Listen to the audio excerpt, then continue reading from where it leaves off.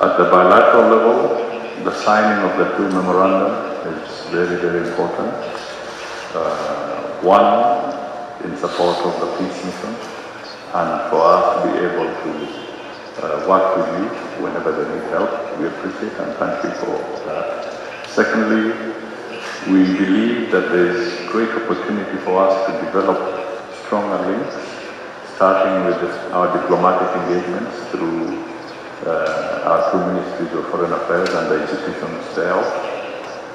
So that covers the second aspect of the memorandums of understanding that we have executed today.